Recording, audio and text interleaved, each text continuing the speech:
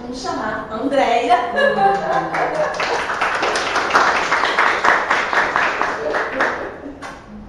Nossa, eu confesso que quando eu vi tudo isso, eu falei, gente, lá vem Bernadette. Ai, Senhor. Também é. Não, a Andréia, eu conversei com ela, né? A gente já se conhece há bastante tempo. E a Andréia já fez vários trabalhos com a gente do Parsifal. E aí eu falei pra ela, vamos fazer o diálogo e tal. Mas, aí ela falou, Lá vem. Tem novidade, mas é interessante que eu sempre aprendo muito, né? Eu tenho grandes viradas, né? Que a gente vai compartilhar um pouco na minha vida, exatamente depois que eu conheci Parsifal, né? Então tem história aí pra gente contar e entender, mas tem sempre assim, quando vem eu falo, tá bem verdade, já vem, Bom, então, eu não vou apresentar a Andréia para quem não conhece, porque a conversa vai ser exatamente isso, né? A gente conversando um pouquinho quem é a Andréia. A Andréia, ela é a fundadora, cofundadora do Papel Semente, mãe do Luiz Felipe, que é uma pessoa linda, maravilhosa. minha cara. E aí ela faz várias outras coisas, né? Só vejo a Andréia, né, dando palestra, fazendo isso, fazendo esse movimento, fazendo aquele. Né? Então a gente vai conversar a respeito. Primeiro, Andréia, por que criar o Papel Semente? Explica um pouquinho o que é o Papel Semente, para quem não conhece, e por que criar o Papel Semente? Então, chegar na empresa, né, montar um negócio com o Papel Semente tem muito a ver com a minha história de vida, né? Hoje, com a maturidade, eu entendo que algumas, né, na minha jornada, eu sempre dei grandes viradas na hora que a coisa estava pior possível, né? De onde eu tirei forças, né, e soluções eu não sei, mas eu sempre segui adiante. Nos últimos anos, eu trabalhei muito tempo dentro de uma ONG, dentro de uma organização não governamental, né? E fui parar nessa organização sendo voluntária por um diagnóstico de depressão. E fui parar nessa instituição, né, que tinha uma oficina de papel reciclado. Né? Então eu fui justamente ser voluntária, buscar um processo meu de cura interna e fui cair justamente trabalhar, né, em uma instituição como voluntária que trabalhava com 250 famílias que viviam em torno de um lixão a céu aberto na cidade que eu morava, que é em Atibaia, São Paulo. As crianças ficavam com a gente contra turno, as famílias trabalhavam numa oficina de papel reciclado. Né? Então, assim, viver aquela realidade, né? Tanto que, assim, não sei nem onde foi parar a depressão, né? Porque eu comecei a ver, né? A depressão não está ligada a né? Se a nossa vida está boa, se está ruim, se é melhor ou pior do que alguém, né? Não é nada disso. Mas, assim, eu fui me envolvendo tanto com aquelas, né? Com aquela realidade que eu fui vendo, aquela questão do lixo, né, a miséria, a pobreza e o lixo junto, né, que vira renda, enfim. Então eu fiquei 13 anos dentro dessa instituição, né? Só que fui eu fui como voluntária, né? No final meu marido falou assim, gente do céu, você é voluntária, tu gasta dinheiro pra gente fazendo esse negócio, a gente nem tem dinheiro pra isso, né? E era assim mesmo, mas aí eu falei assim, então eu vou dar um jeito nisso, né? Precisando de dinheiro, vou ser vendedora, aonde fazer produto, fazer papel, vendia, fui ser vendedora. E aí acabei fazendo uma especialização para projetos na área socioambientais e acabei virando coordenadora de projeto nessa instituição. Então, a Papel Semente, alguém ouviu falar, né, que tinha a Honda, lá na Inglaterra, tinha lançado, estou falando de 15 anos atrás, tinha lançado um carro híbrido que, para parabenizar as pessoas que compraram aquele carro, ela mandava uma carta, né, parabéns pela sua escolha, né, comprar um carro ecológico, não sei o quê. E esse papel aqui não vira lixo, você planta que ele nasce, porque ele contém semente germinável. E o pessoal, como sabia que a gente trabalhava, né, dentro de uma instituição que fazia papel, né, mostraram para o Paulo, né, e falou, olha só, está acontecendo lá fora, vocês fazem papel. O Paulo, nessa altura, Paulo, meu marido, que é meu sócio, já trabalhava também na instituição, ele tinha sido chamado para montar a estrutura comercial da ONG, né, porque a ONG tinha crescido, enfim. Aí a gente trabalhava, meu filho fazia vitrine da loja, a família inteira também falida, né? Ficava todo mundo dentro da instituição. E falam pro Paulo, o Paulo falou, nossa, olha que coisa, né? Que novidade, já pensou? Aí a gente olhou, não tinha ninguém fazendo, ele mesmo pegou, foi na oficina, pegou pouco, fez umas folhas, levou para casa e vimos que dava certo. E dava certo, dava certo. A Paula começou a fazer, só que nesse meio tempo, o meu filho, que a Bernadette falou, lindo, maravilhoso, ele, filho único, ele decide, né, nós somos de Niterói, ele nasceu em Niterói, né, eu me separei do pai dele, eu estava grávida de 4 meses, foi uma escolha bem difícil na minha, com 21 anos de idade. Então, assim, ele sempre viu o pai, que a gente sempre teve uma relação, né, amistosa, só que ele via o pai de férias, né? Então ele estava entrando na adolescência, de 14 para 15 anos. Ele chegou um dia em casa e falou, mãe, estou pensando, quero morar no Rio, quero estudar no Rio, fazer faculdade no Rio, e estou pensando em morar com meu pai. Eu, não, meu filho, lógico, você tem todo o direito, né? Mas estava daquele jeito. E ele, né, enfim, isso aconteceu junto, né? Aquela coisa, parece que quando, né, a coisa estava ali para acontecer, veio com muita força. Então a gente falou, nossa, o que a gente vai fazer? Então tá, meu filho, vai para o Rio, ok, você vai estudar lá. Ele virou as costas, eu falei pro Paulo, né? Falei, Paulo, vamos vender tudo e vou embora para Niterói também. Né? Vamos lá, a gente faz alguma coisa lá, né? Aí, acho que eu coloquei realmente minha chácara, eu morava numa chácara em Atibaia, eu coloquei a chácara à venda e nesse meio tempo ele veio para o Rio, aí passou para estudar no segundo semestre e fez um barulho de ensaio. Acho que é tomar água. Ai, o barulho de tomar água. Com a chefe. Aí ele acabou vindo para o Rio, né, para morar com o pai, eu coloquei a chácara à venda, mas tinha um processo, ele passou para o segundo semestre, né, na PUC, e eu demorei a vender a chácara, aí o pai colocou ele no intercâmbio, ele foi para o Canadá, até que nesse meio tempo eu vendi a chácara. Aí, nossa, fiquei feliz da vida, né, mandei, na época não tinha nem WhatsApp, tinha... Né, tinha até um pouco direto, mas era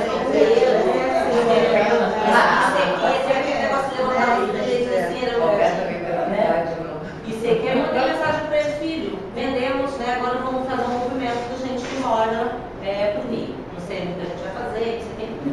Aí, ele fez um negócio que foi uma provocação e que, assim, para mim ficou muita lição, né, que às vezes como a gente problematiza as relações, né? Porque ele simplesmente achou aquilo tão legal que ele escreveu para o pai dele, mandou um e-mail me copiando o Paulo, que é padrasto, que eu casei com o Paulo, ele tinha 3 anos de idade, então também era muito pequeno. E ele escreveu para o pai e falou assim, pai, olha que legal, minha mãe e o Paulo vendendo a chácara, eles querem morar no Rio, por que vocês não montam um negócio juntos? Não. Então nós somos, a Papel Semente é uma empresa hoje, eu sou sócia do meu ex-marido e do meu marido.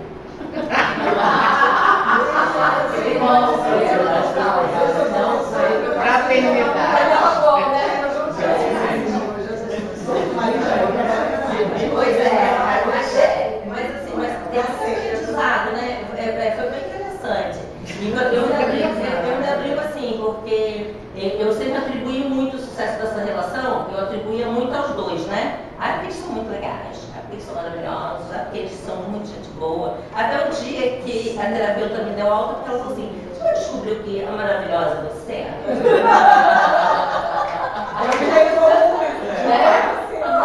Eu descobri isso, eu tive aula da minha terapia, né? Normalmente a pessoa que faz a escolha, eles vão dizer. Olha, essa aí eu tenho que conversar.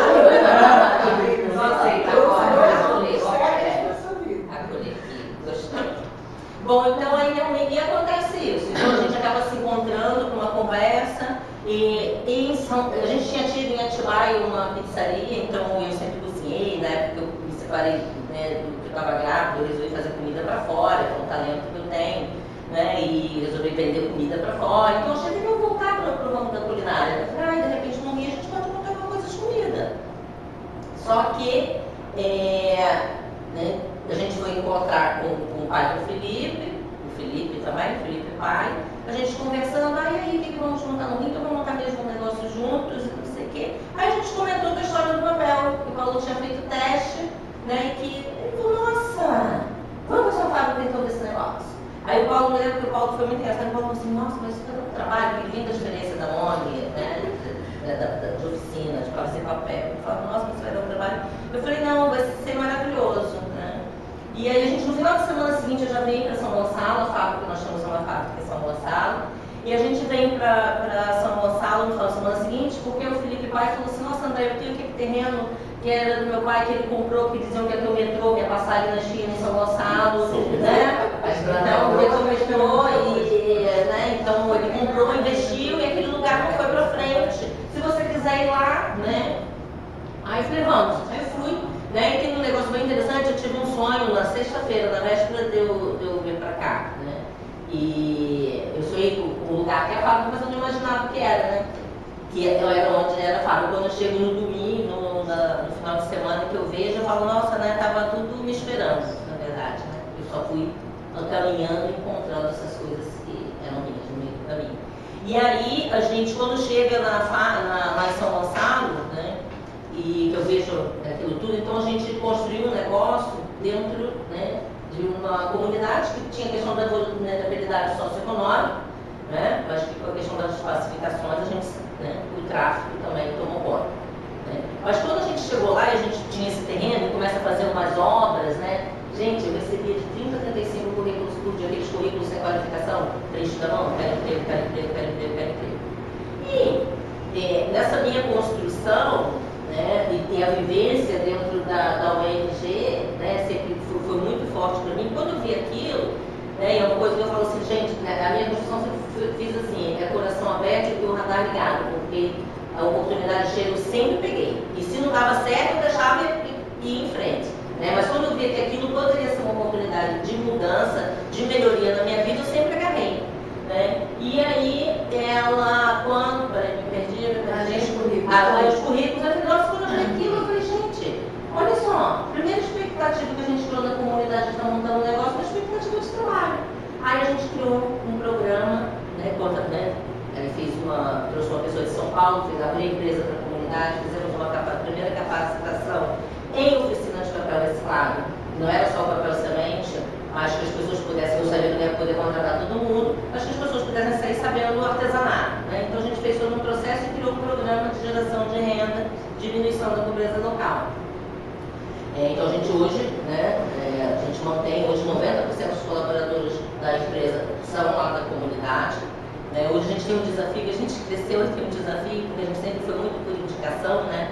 E sem qualificação, e aí o negócio cresce, então você precisa muito profissionalizar muito. Enfim, mas são os desafios que a gente escolheu estar nesse caminho, né? E que talvez eu me movimente tanto, eu acho que até faz parte, né, de toda a minha movimentação, porque é estar buscando mesmo, né? Porque eu também, quando eu fui me fortalecer nessa jornada, eu senti que eu fortaleci todas aquelas pessoas que estavam ali comigo. Né? Então também é um processo muito interessante tudo isso. E aí quando a gente fez essa capacitação, a gente não pôde contratar uma mulher. Quando a gente fez isso, veio uma técnica de São Paulo, especialista em papel, ela está na minha casa passando férias agora. Aí né, a gente indicou, né, aquela ali do jeito, que é o angolano, né, que é o pessoal que já visitou fábricas, né, e fez trabalho que a gente conhece, né, foi o angolano, o Alexandre, e assim, eram 3 homens, não tinha uma mulher. Né, Elas não tinham se voluntariado? Não, elas não tinham. Não levava jeito pro negócio, ela falava, essa mulherada está muito fraca, eu trouxe mesmo. Né, porque o papel semente ele é artesanal, então a gente usa, né, a força. É uma tela de 1,70 m que você joga dentro de um tanque d'água para subir com a polpa de celulose reciclada.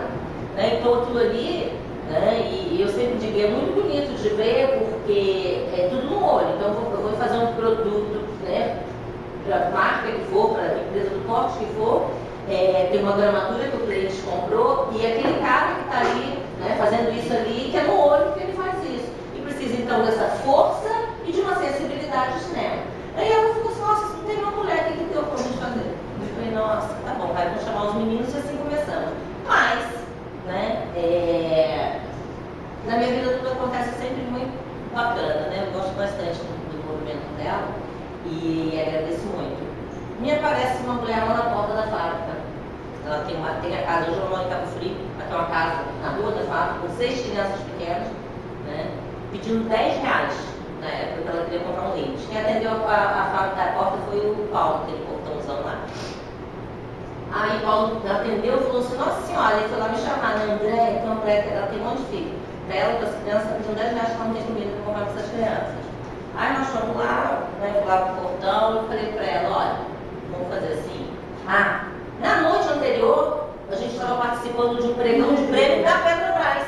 A Petrobras patrocinava o circuito de surf, né? E a Petrobras, a gente tinha uma parceria com uma agência de publicidade chamada Beruta e Mirabolante, que ficava em Santa Teresa, né? Aí eles colocaram no pregão lá dos brindes, era um brinde de papel semente, que era um saquinho de terra e um tag que era uma pranchinha de santo, não sei o quê. Hoje, nossa, 6h30 da tarde a Petrobras disse que tá ok, né? Escolheu o nosso brinde. Só que assim, o festival começava em Saquarema, na semana seguinte, tinha que produzir não sei quantos mil daquilo, né? E tinha a história de botar a terrinha dentro de um saquinho, dar nozinho. Nossa senhora. Hoje no dia seguinte essa mulher me aparece. Quando essa mulher me aparece assim, eu falei, já sei onde ela vai ganhar dinheiro. Chega aqui, colega. E assim começa. Aí nós acabamos criando um programa de autonomia financeira para as mulheres da comunidade, né? Então hoje a gente tem uma líder comunitária, que é a Sônia, que na época ela começou pegando esses trabalhinhos também para fazer em casa. E hoje ela é a nossa líder comunitária, que ela faz essa interface, né, empresa-comunidade. No meio desse caminho, o Sebrae criou essa questão do MEI, né, do microempreendedor individual. Então foi uma conquista também, porque por mais que a comunidade precisasse olhar sempre a empresa como uma oportunidade de trabalho e renda, ela também desconfia, né? Ela fala, isso quer, né, empresa, isso quer explorar, né, empresa, um negócio. Então também foi uma construção, né, dessa confiança, né, com a Sônia, né, e a gente 14 anos, fazendo 15 agora em maio, 15 anos de negócio em maio. Né, então a Sônia está lá com a gente esse tempo todo e hoje então ela faz, né, a gente tem 15 famílias diretas já sendo atendidas, né, que são mulheres ainda de família, né, normalmente tem criança, e justamente a gente fez aquela lógica assim, cara, essa mulher que tem filho pequeno, se ela tiver que chamar a vizinha para olhar o filho, para ela sair para fazer uma faxina, o dinheiro que ela ganha, ela paga essa mulher aqui e fica do 0 a 0. Né? Então a gente criou um mecanismo de trabalho que elas levam, né? Aí através da MEI a gente regulariza essa situação para todo mundo entender que é ter direito, né? Poder olhar, se ver também profissional daquilo ali e prestador de serviço, né? Então é um trabalho que a gente, né, faz aí nesses anos também, que eu me orgulho muito, eu gosto muito, né? Nossa senhora, eu falei, né? Eu ainda nem cheguei, né? Essa é a primeira pergunta. Foi a primeira pergunta. E desafio, né? Por exemplo, você falou da questão da pacificação do Rio de Janeiro, que empurrou milícia, traficante para o outro lado da Bahia. Né? Como é lidar com isso?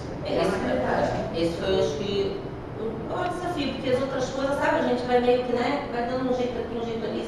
Não tinha máquina de fazer papel semente, a gente foi lá, fez uma tecnologia nossa, então a gente sempre foi olhando aqui, essas coisas como oportunidade de fazer algo diferente, né, e tocar a coisa para frente. Aí teve um belo dia, Felipe, meu filho, ele tinha ido estudar fora, eu tinha viajado para vê-lo. Aí o pessoal da fábrica liga, eu estava indo para um evento na Embaixada da França, o pessoal da fábrica liga, muito esperto, eles disseram para os bandidos que eu estava em São Paulo, eles disseram que eu estava na França. Nossa, olha, eles tinham invadido a fábrica, né? Então, na época eu tinha moradia na frente, assim, né? Tinha colaborador que morava, hoje a gente, né, alugou, tiramos eles, alugamos casa para eles, mas hoje todos estão comprando suas casas próprias também. Né? Então a gente fez, eles invadiram por essa área da frente, que era a moradia, né, para pular para dentro da fábrica. E aí eles ligaram, a gente, né, Paulo negociou e tudo, o que tinha que ser feito, que era dinheiro. E aí foi muito interessante porque os nossos colaboradores ficaram muito revoltados. Ficaram revoltados, sabe por quê? Porque eram colegas de escola deles. Eles são da comunidade, né? Então, ver alguém que, né, você cresceu junto ali, né, e no outro lado, né, então acho que eles ficavam muito chateados, porque eles falavam assim, vocês não têm que dar o dinheiro não, vocês não têm que dar o dinheiro não.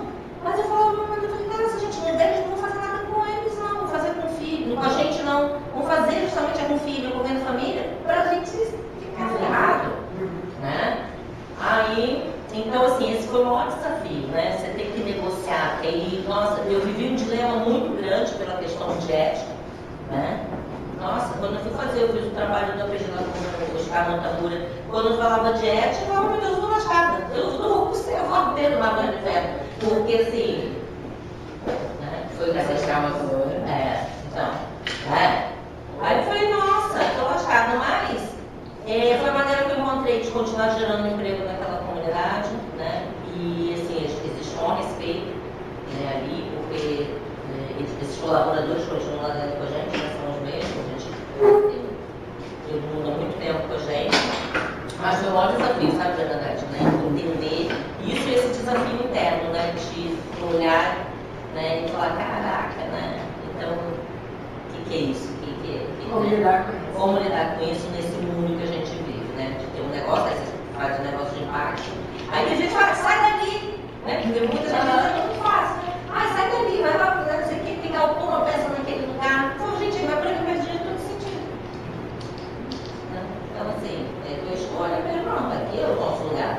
Né? A gente escolheu trabalhar aqui. De alguma forma, a gente sabe a diferença que a gente faz na vida daquelas pessoas que estão ali com a gente. Então é ali mesmo, a gente tem que ficar e enfrentar isso aí. E, para quem não sabe, o papel semente é certificado B, pelo sistema B, né? E ganha até prêmio por conta disso. Então, por que buscar essa certificação? Então, foi bem legal, assim, a gente, né, nessa jornada, né, eu sempre fui procurando, né, sempre tive muita coisa assim, com o Sebrae, né, pensando nessa parte de técnica, né, de se instrumentalizar tecnicamente, né, e melhorar, e governança, gestão, não sei o quê. E aí, eu fui participar de um programa, a gente foi classificado, na verdade, num programa da Intel, que eles tinham um programa chamado Bota, não sei o que, esqueci o nome, mas é pequenininho, Bota para fazer isso. Aí, a gente participou em 2013, era bem bacana, de 15 em 15 dias, a gente se encontrava também assim no co-work, né? Que tinha os mentores, era bem legal, porque estava focado para empresas na base da pirâmide. Então a gente falava de impacto, né? Isso em 2013. E aí eu consegui falar, saiu acho que no JB, acho que ainda existe até jornal do Brasil, gente, olha. Aí saiu lá no JB falando, né, que o sistema B chegava no Brasil, o que era, não sei o quê. Aí tivemos um encontro de mentoria falando sobre isso. Eu falei, gente, que coisa legal. Eu faço todo esse troço que essa gente deu nome, né? Eu falei, nossa, tudo que eu já faço agora tem nome, né? Eu falei, gente, a gente já faz isso. Aí eu comecei a estudar, né? O que era. Só que assim, quem monta o negócio, né, que a gente acabou montando, né? Eu precisava montar um negócio, eu tinha que ganhar grana para pagar minhas contas, né? Mas pela minha história de vida eu monto um negócio que ele vai além disso, né? Que a gente olha para a necessidade do social e tem o ambiental, que é um produto que não vira lixo, que planta, né? Então também tem a questão ambiental. Então quando a gente vi tudo isso, eu falei, nossa, muitas coisas eu fui fazendo. Eu dei nome, cara, tem um programa de geração de renda e diminuição do pobreza local, mas na época eu só contratava as pessoas, não tinha nome disso. Né? E quando eu veio o sistema B, a avaliação de impacto, eu falei, gente do céu, eu faço tudo isso, mas eu não sei como comprovar tudo isso. Né? Aí eu passo um ano estudando o que era, né? O que era a avaliação de impacto, né? O que eu tinha que cumprir, né? de evidência, de requisito e comprovar, porque o negócio era, né? E eu falo que o empreendedor social, ele começa, ele vai fazendo e depois você vai. E aí, né? E assim foi. Aí, só que foi muito legal, porque foi uma gestação, foram 9 meses eu fazendo, e o dia que eu entrei, eu preenchi, eu falava com o pessoal, né? Era um grupo muito pequeno ainda, aqui no Rio, principalmente, né? A gente tinha o Tomás, o Guilherme Lívio começando a, né, ficarem fora, o pessoal depois da Goma, né? E a gente conversava, aí o dia que eu submeti, né? Agora, foi. Aí, falei, o pessoal rápido tive a resposta, porque não tinha o volume também de empresa que temos hoje, né? Graças a Deus, aumentando. E aí, eles voltam, aí o Tomás falou, guria, mas rápido? Eu falei, rápido, cara, passei o ano inteiro. Porque tem isso, né? A gente que sabe, né, as dores da gente, como a gente vai ali se preparando para chegar naquele ponto. Então, a gente se certificou como empresa B em 2016, Estou indo na minha terceira recertificação, né? Sofri muito na última Vedanet porque a gente teve um aumento de pontuação muito grande, então eu peguei uma auditora, né? Apesar dela ser brasileira, ela vive em Londres, que ela me perguntou que ela queria que eu comprovasse porque que minha área era considerada área de risco, viu? Quase uma parte. Vou alugar uma casinha pra você. Cara, eu tive que fazer uma DRT, vocês acompanham, eu fiquei muito revoltada, gente. Eu tive que fazer um estudo, eu peguei IBGS, assim, comecei a ver, falar sabe, de morte, de drogas, de coisas assim. Transforma de lítico. Então, assim, foi bem desafiador. De toda a avaliação de impacto, eu tive que comprar 98% de evidência. O pessoal disse assim, eu nunca tinha visto isso. E eu acho que ela foi ficando puta, porque ela viu então, assim, foi divertido. Mas, assim, e eu estou indo para o ano que vem. Eu vou pegar outra caixa grossa, porque me aguarde. Na verdade, você está sendo preparada para ser certificadora. Pois é. Então, assim, gente, aí esse ano a gente entrou numa trilha que junta depois a questão da minha rede de mulheres, né? Vou falar. Bom, além de tudo isso, né, que ela já falou aqui dessa própria semente, ela tem uma atuação super atuante mesmo, né? Vários bracinhos, a gente fala de povo, né? Ela atua na Rede Mulheres Empreendedoras, Rede Mulheres do Brasil, é embaixadora do capitalismo consciente, acabou de criar o grupo Hub Conselheiras Rio. Tudo isso tem a ver com a esfera cultural, né? Então eu queria que ela falasse um pouquinho a atuação da empresária barra cidadã, né? Que está indo lá para essa esfera cultural. O que é para você estar nessas redes todas? Qual é o impulso que te levou para essas redes todas? Quando a gente tem um negócio, ainda mais a gente se sente um pouco sozinho, né? Você vai criando aquilo ali e você fala, caraca, né? Tanta dúvida, tanta coisa para fazer. E aí a primeira coisa que eu fiz foi procurar um grupo de mulherzinha, da ideia, né? Procurar um grupo de mulheres. Na verdade, eu fui selecionada, eu me inscrevi não. Uma pessoa lá de São Gonçalo me ligou, uma mulher que eu nunca tinha visto, me ligou e falou assim, você sabe de um programa da Fundação do Banco Goldman Sachs, chamado 10,000 Women, não sei o que é de mulheres, né? Por que você não se inscreve? Conhece a Papel Semente, né? Por que você não faz isso? Também foi em 2013, eu fazia Endeavor e esse outro negócio, tudo no mesmo ano. Aí eu falei assim, nossa, eu nem sabia o que era, eu me inscrevi, né? Então aí eu fui selecionada, acabei passando, fui fazer, né, a formação lá, fui na Fundação do Dom Cabral, e aí eu conheci um monte de mulher, né? Aí eu vi que a gente tinha muita coisa parecida, né? E quando eu estava fazendo a formação aqui pela Dom Cabral, o programa 10.000 Mulheres do Goldman Sachs, em São Paulo, ele rodava com a FGV, né? E aí na FGV também estava tendo uma turma lá, aí tinha uma baixinha lá fazendo que era Ana Fontes. Porque aí a Ana Fontes começa a criar a Rede Mulher Empreendedora, que cria o blog para justamente começar a falar disso. A gente se conhece e aí a gente vai em evento, né, passa a se encontrar.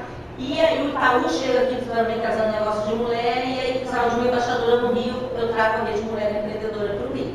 Aí logo depois a Luísa Trajano, né, lança o Grupo Mulheres do Brasil. Aí, né, fui a São Paulo numa reunião na casa lá do grupo e a gente se junta e traz, né, faz o lançamento do Grupo Mulheres do Brasil aqui do Rio. A questão do grupo de mulheres, ela se sentir sozinha e empreendendo na minha vida tem muito relacionado, porque entre o pai do Felipe e o Paulo, que eu estou casada hoje, eu tive um relacionamento de 1 ano e meio em que eu fui vítima de violência doméstica.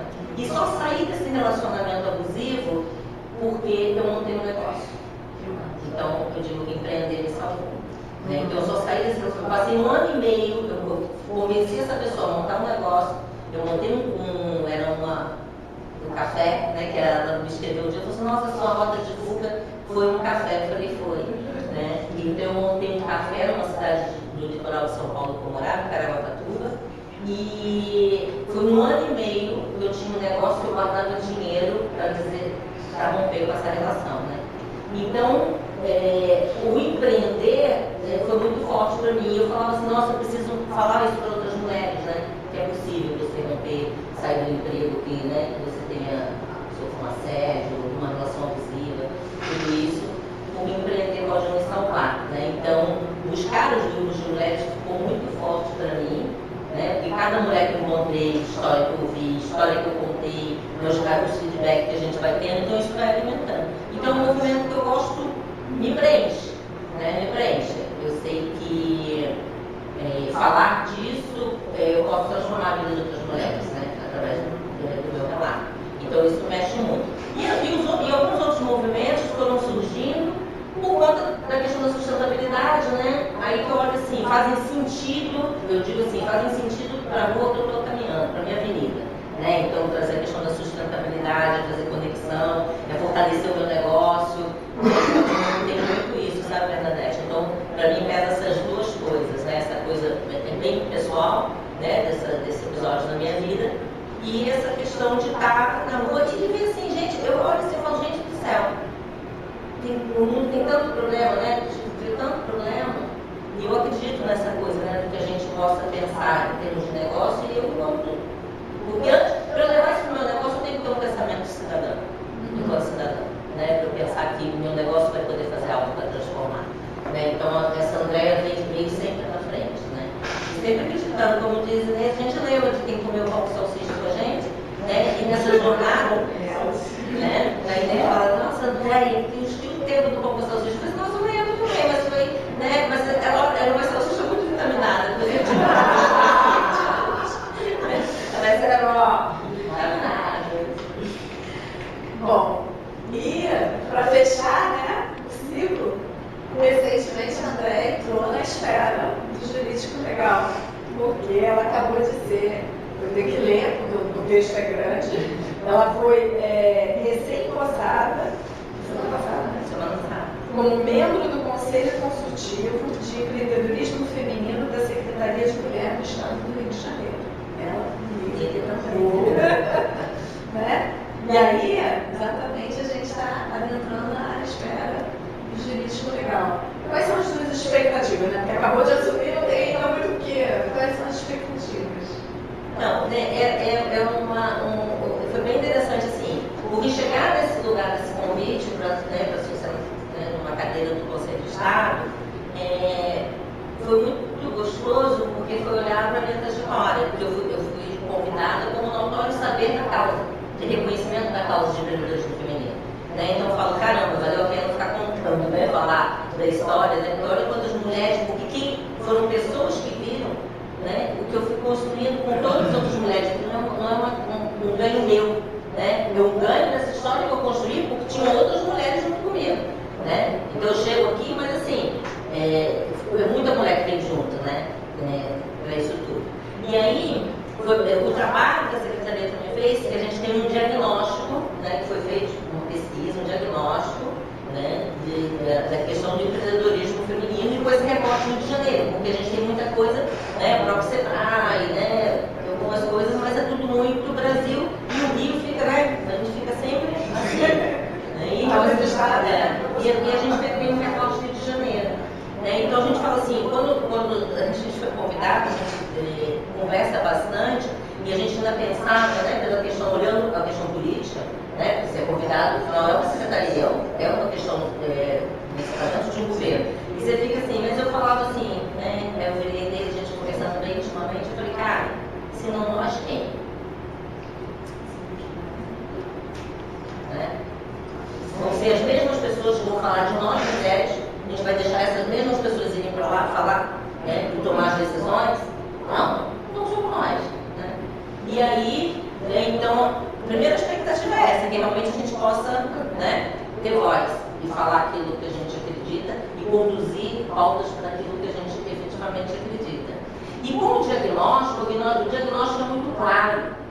Né? Como a gente tem um diagnóstico, a gente tem mostra ali no diagnóstico, depois a gente vou disponibilizar, a gente tem um diagnóstico link agora, né? Porque está um trabalho bem bonito.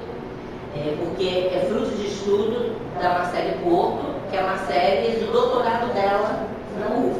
Né? Então isso faz parte do dela no doutorado. Então, o diagnóstico, ele é claro, ele diz ali onde estão os problemas, né? Onde tem gap ali. Então, assim, a gente entender, então vamos escolher, né, por onde a gente vai trabalhar. Então, quer dizer, não tem... E o Conselho de Estado que me preenche também, é pensar que ele foi criado já como política pública. Então, não tem partido, né? Sai partido, entra partido. Nós temos um mandato de 2 anos, né? Então, muda de governo, a gente pode... Vou fazer uma nova indicação, né? Para que novas mulheres venham assumir. Isso é política pública já.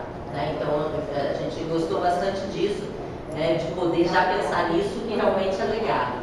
E, então, né, eu acredito assim, a minha expectativa então, é poder realmente atuar, né, junto com todas as mulheres, porque a gente no conselho, a gente tem, são 5 notórios saber, são 5 mulheres da academia, 5 mulheres indicadas pelo governo, né, que são gestoras públicas, 5 mulheres de instituições que trabalham com mulheres, a Inês está pela RME, a gente tem uma representante de mulheres do Brasil, tem a Deise da Splande, né, então a gente tem 5 mulheres, depois falta um grupo de 5 de pesquisadoras, né, então tem uma pessoa do IBGE, tem Feijão, tem assim, então ficou bem, sabe quando você olha, você fala, nossa, o negócio está bem bacana, né, para a gente realmente olhar para esse diagnóstico, entender, priorizar, né, porque lógico a gente não consegue ir por todos os caminhos, porque, né, a gente já podia até na barca falando, a gente começa a questão salarial, né, que era 200, a gente andou, né, a gente andou de marcha reta, passou para 300 anos, a gente acha que está avançando, a diferença, né, o gap salarial, né, entre homem e mulher, a gente estava dizendo que estava em 200 anos, na semana passada saiu a pesquisa em 300, e a gente está trabalhando para caramba, né, então, eu acho que a gente vai poder olhar esse diagnóstico, priorizar algumas questões. Eu acho que no Rio a gente tem a questão desse empreendedorismo da mulher de favela, né? Da periferia, da mulher preta, né? Porque a gente vai fazendo os recortes e você fala, putz, a gente cai aí, né? Nos maiores gaps, a gente cai aí. Né? Então, minha expectativa é que ele possa realmente contribuir, né, com a minha história, né? E contamos com todo mundo, gente, né? Porque o trabalho é grande. E como é que você percebe que essas 3 esferas aí podem, de alguma forma, ao a gente ativar e entender essas 3 esferas, isso pode ajudar nesse movimento de transformação? Quando eu vi isso daí, eu falei, ai meu pai do céu. Mas eu fiz parte, quando eu morei em Atibaia, eu fazia parte muito tempo do movimento humanista, que fala muito assim, ser, sentir e agir, né? E aí quando eu fiquei olhando para isso aqui, eu falei, nossa, né? Como essas coisas, elas acabam, né? Vão mudando de nome, mudando de tudo, mas que tem muito a ver com essa pensar, sentir e agir, né? Eu falei, nossa, é a mesma situação. Então assim, e aí quando, né, a gente conversou, que você me falou, eu falo, caramba, né? Como a vida da gente, na verdade, a gente vai dançando, né? Eu acho que é um grande bailado que a gente vai passando, né? E eu acho que isso é seria, por exemplo, para mim, faz sentido no meu coração. É justamente eu me ver passando, né, nisso tudo, né? Em que eu tenho um negócio, né, para sobreviver aqui, eu estou produzindo, mas a palavra para mim do meu negócio é fraternidade, né? Então, tem tudo a ver. E quando eu me olho enquanto cidadã das coisas, né, das mulheres que eu quero trazer junto comigo, né, e pensar nas transformações que a gente consegue fazer, principalmente com a força do coletivo, né, que eu estou aqui em cima, né? E agora, quando a gente olha para essa parte legal e também se fala assim, minha filha, agora, né? Agora vamos botar a coisa para funcionar, né? Então, para mim foi bem interessante. Quando você mandou o desenho, eu falei, não sei o quê, e depois quando a Bernadette começa a explicar, e eu comecei a encaixar isso também na minha história, eu falei, gente, simples assim. Um belo exemplo dessa dança aí. Bem legal. Que vai influenciar muitas outras danças. Eu tinha comprado o livro. Eu fui no lançamento do livro da Bernadette, de Matilda, o outro livro dela. E aí, na livraria lá, né, na editora lá, eu comprei. Aí, tava na fila, né? Tava na fila. Aí quando ela falou que era sobre o livro, eu fui pegar o livro para ler e falei, gente, não dou conta não. Eu vim sem ler, a gente conversou um pouco, ele está lá, né? Mas na verdade é um livro que assim, a gente precisa ler,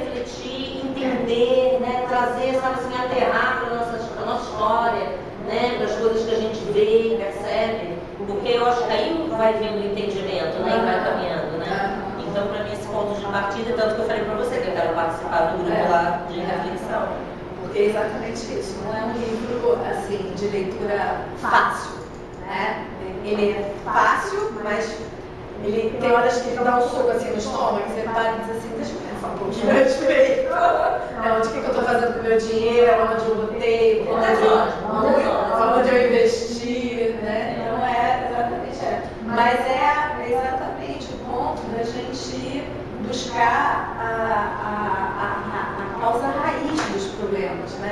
Se hoje a gente tem, e eu ia começar a nossa conversa aqui falando disso, não, mas vou ler aqui um parágrafo que tem aqui no livro. Que ainda exista tanto pobreza, falta de moradia, fome e sofrimento no mundo, não é devido à nossa inabilidade em produzir e distribuir o que necessitamos. Não é um problema econômico, tampouco financeiro, é um problema social.